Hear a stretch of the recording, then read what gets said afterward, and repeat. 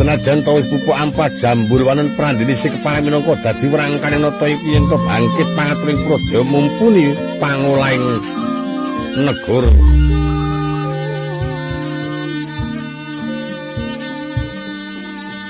Sinuyutan dening para kadang Kurawa tuwin para wadya bala.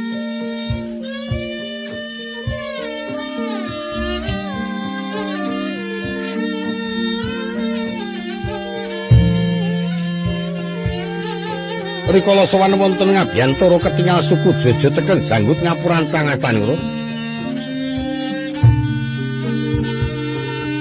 Anggambarake yen to ajrih marang ingkang sinuwun nata Ngastina.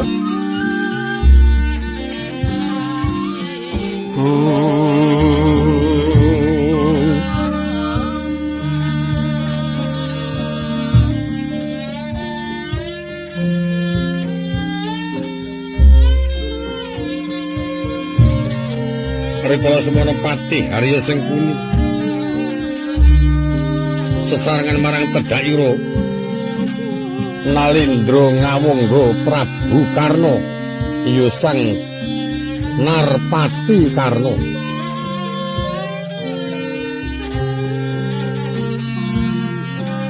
Ingkang wini suda minangka dadi pangayoming para kadang.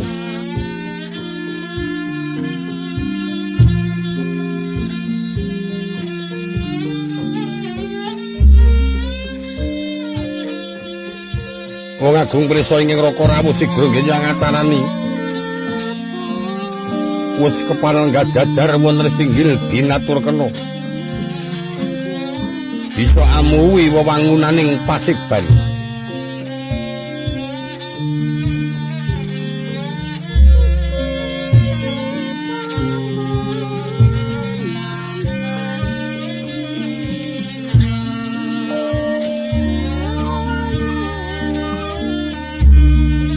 Sang Narpati Karna lenggah jajar marang Jumistina Pandhita saka 5 Begawan Durna. Iya Resi Kumbayana.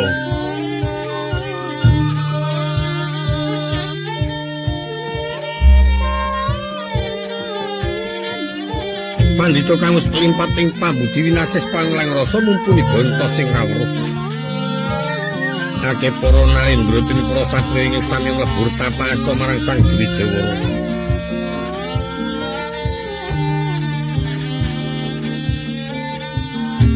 Sang Tapa Begawan Durna mengkraken sentana ing Astina satriya Banjar Jimut